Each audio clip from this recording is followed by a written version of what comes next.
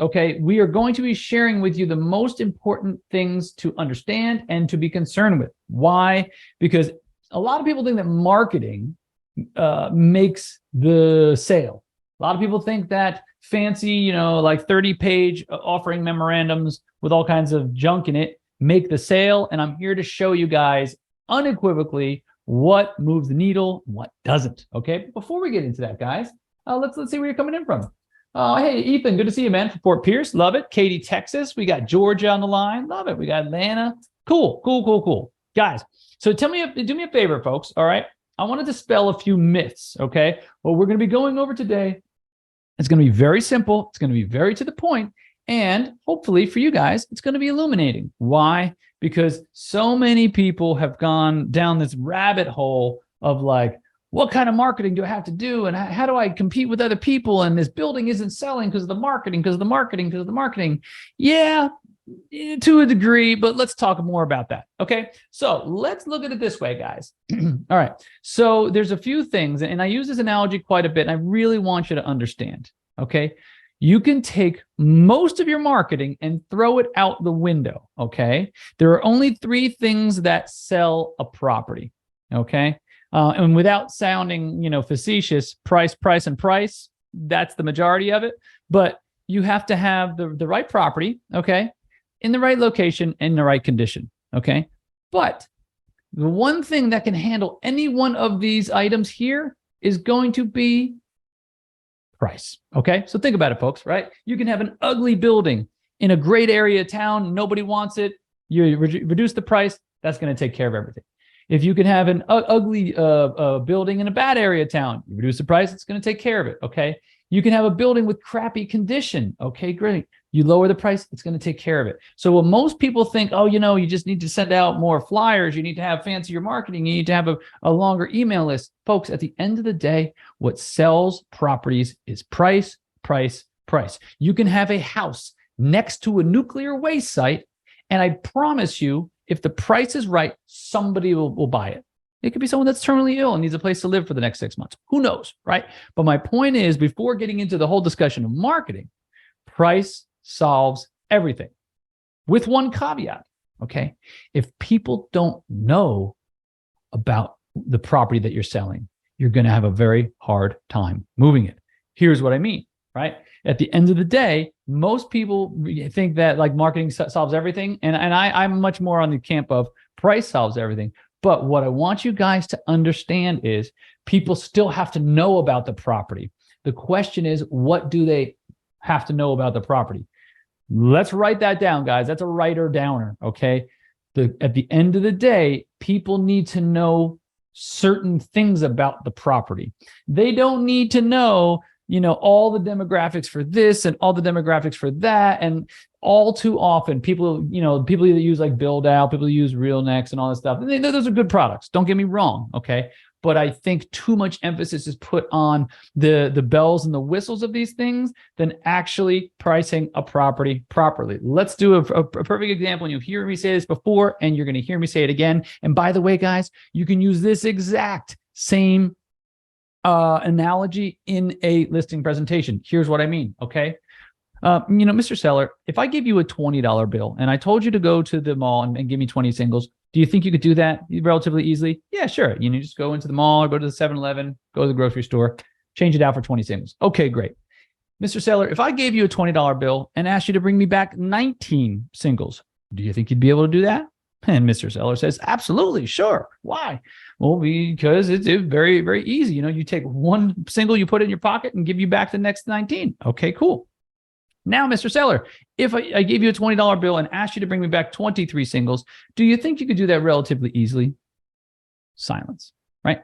Why? Because people don't like to overpay for things. Why? Because a $20 bill is not worth 23 singles.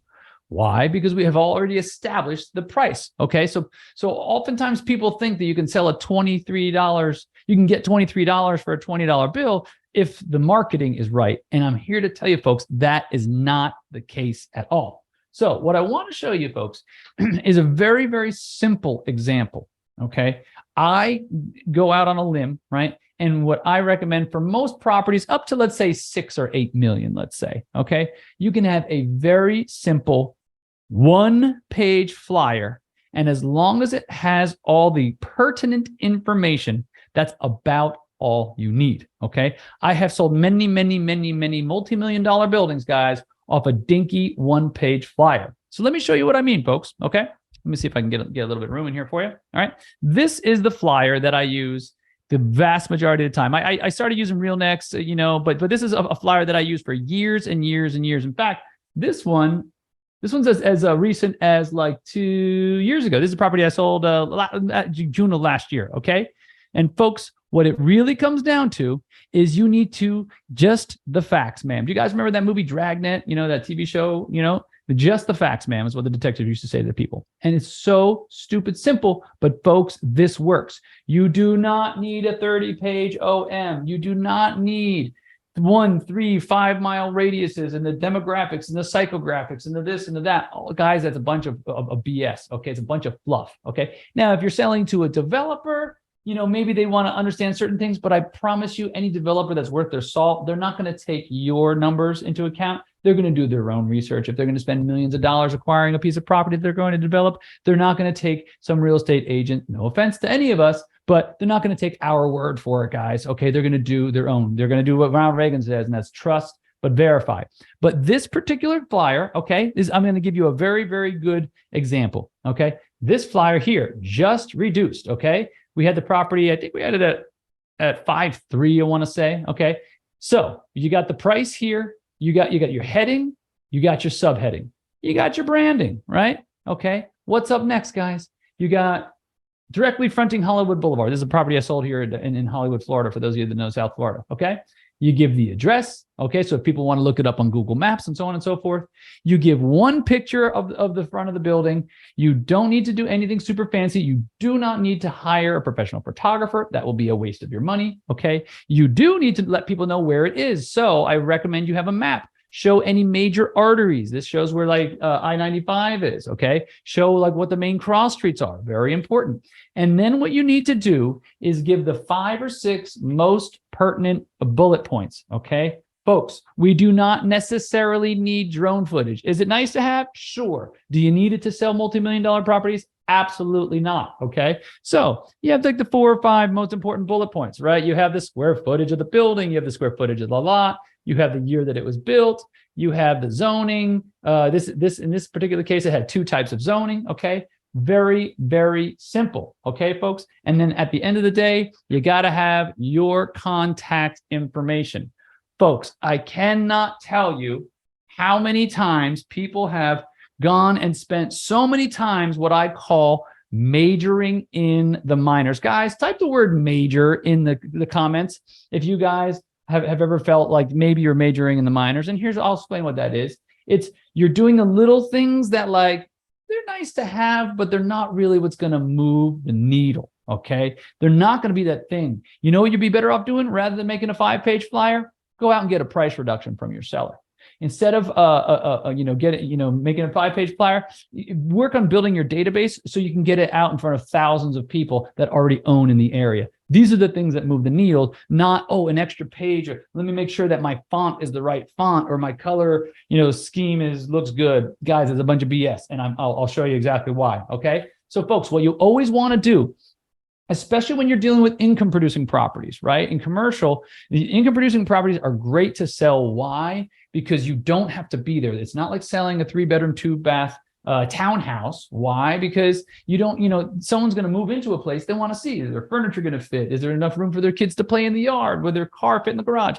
Yada, yada, yada. They want to picture themselves in the location. An income producing property, there's none of that. What do people buy when they buy an income producing property? They buy an income stream. It just happens to be securitized by a piece of property, right? So when you're putting together your marketing for income producing properties, what do you need? You need your 1-page flyer, okay, guys? You need your financials, okay? Maybe you need to do something simple. Maybe if you get the rent rolls, great. If not, no big deal, okay? But what most is important, guys, you need to be able to answer the 90+% of questions that are going to happen over time. People are going to ask, and by the way, guys, No offense to you guys that work with buyers, but most people do not take 30 seconds to even read the LoopNet ad. So what's the square footage? Bro, it's in the LoopNet ad. What about this? They obviously didn't read it. But anyhow, they'll read 2 lines and then they'll call you. And just what I always like to do is send them out information that covers 90 or 95% of the questions. You won't be able to handle every single question out there, but most importantly, you'll be able to cover the majority of the bases. Here's a really good rule of thumb, guys. Write this down. This one alone is worth a whole lot of your time. You need to look at things as if I don't want to answer that question twice, and I don't want to repeat myself, and I don't want to have to send the same information twice, okay? And here's what I mean. If someone asks you twice, how much, if 2 different people ask you what the parking is there, like how much parking capacity is there, and you answer them, guess what? It should have been in your flyer, or it should have been in your marketing material. So you need to add it in there, okay? Your sole purpose of your marketing is to answer 98% of the questions. That way, when someone calls you, or once you do have an admin in place and they answer the phone, they can, with the push of a button, they can send one templated email that has, for owner users, it'll be the flyer, it'll be the list of permitted uses, maybe a little bit of information about the zoning, okay? But you want to be able to have these things available so that you create one template, and then either you push one button and you send it out, okay? And you don't customize, you don't rewrite the email every time. That's very inefficient, guys. You'll never be able to work with 20 plus listings at a time unless you create systems. Guys, do me a favor, type the word systems in place, but in the comments, because if you don't have systems in place, if you are unable to get your business systematic, you'll never be able to scale. Guys, type the word scale in large letters, in all caps, type scale, because it's only when you scale, guys, that you start making the money that you know you're capable of and the money that you know you deserve. Who here, type scale if you know you're capable of making more, and you know you have to have the right systems in your business, okay? Now I want to show you guys something, and I want to show you proof of why you know the whole thing of people going overboard with marketing and everything, why it's a bunch of BS, okay? But let me get to a couple things first, right? So number one, for owner users, you got to have zoning information. You got to know if the person that's going to utilize the property, if their use is going to be allowed in that zone, okay?